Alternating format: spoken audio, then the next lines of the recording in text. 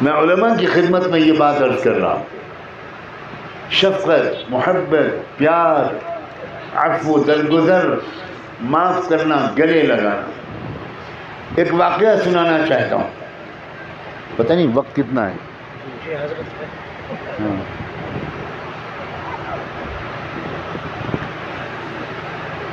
میں آج سے تقریباً 44 سال پہلے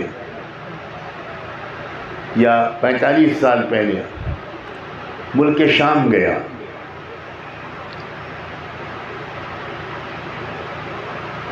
وہاں مجھے عام نوجوانوں میں تو بہت بگاڑ نظر آیا، بہت بے حیائی، بے پردگی، عریانیت وغیرہ وغیرہ، لیکن کچھ نوجوانوں میں مجھے تقوی کا نور نظر آیا، بہت پاک دامن نوجوان بچے۔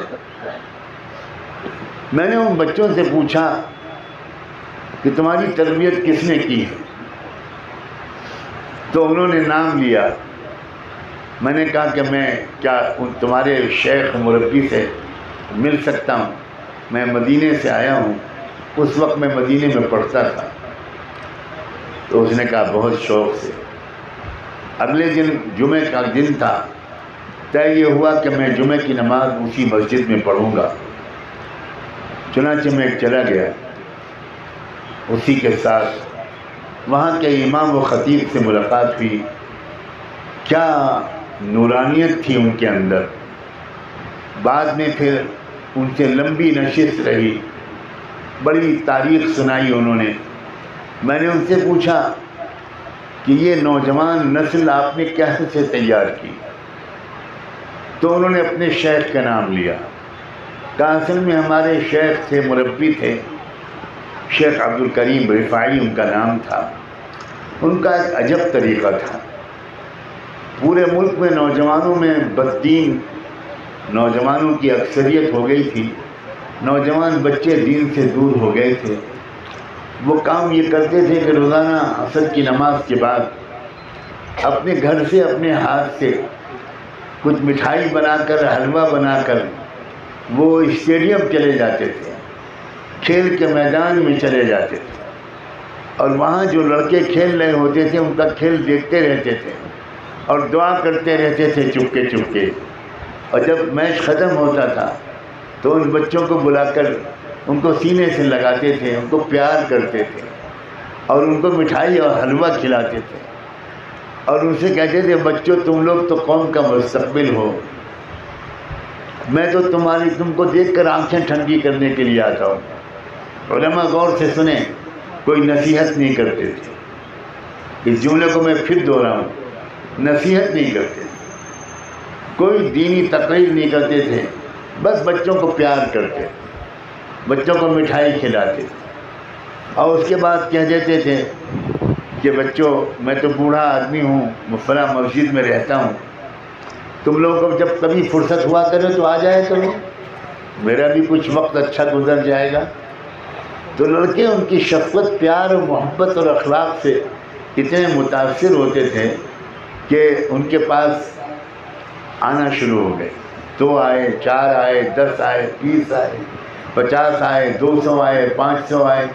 لڑکوں کا ہجوم پروانوں کی طرح ان کے اوپر ٹوٹنے لگا، اور وہ بھی جب وہاں آتے تھے بچے تو بس ان کو کھلاتے پلاتے تھے، پیار کرتے تھے، کہتے تھے بچوں بس تم کو دیکھ کر امید ہوتی ہے کہ انشاءاللہ اسلام پھیلے گا۔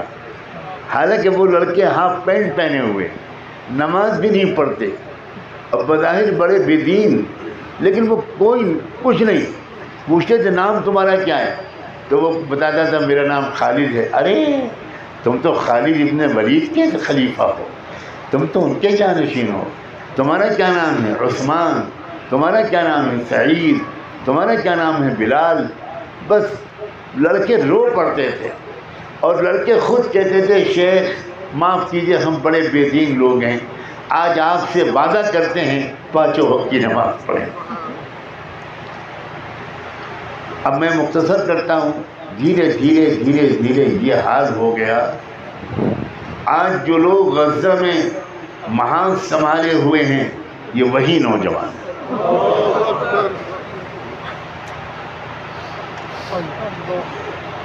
کاش کہ ہم مولویوں نے اپنے نوجوانوں کو محبت زیادہ دی ہوتی، نصیحتیں کم کی۔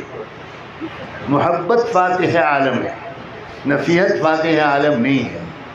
نصیحت تو بعض وقت اگر صحیح انداز سے نہ دی جائے تو فاصلوں کو بڑھا دیتی ہے، اور محبت فاصلوں کو کم کر دیتی ہے۔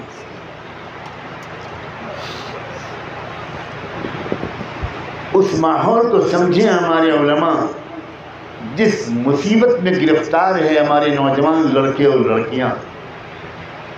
ہم نے اسلامی مزاج کے اسکول نہیں کھولے، ہم نے اسلامی ماحول کے کالج نہیں قائم کیے، اسلامی مزاج کی یونیورسٹیاں نہیں قائم کی۔ کچھ ہماری کم ہمتی اور کچھ ہماری مجبوریاں۔ اب لڑکے مجبور ہیں، آپ ان کو روک نہیں سکتے، وہ کالج بھی جائیں گے، اسکول بھی جائیں گے، یونیورسٹی بھی جائیں گے۔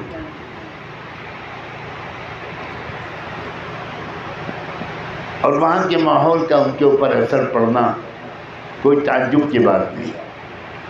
اس لیے نوجوانوں کو بس گلے سے لگانا، حوصلہ افزائی کرنا اور امید والی باتیں ان سے کرنا۔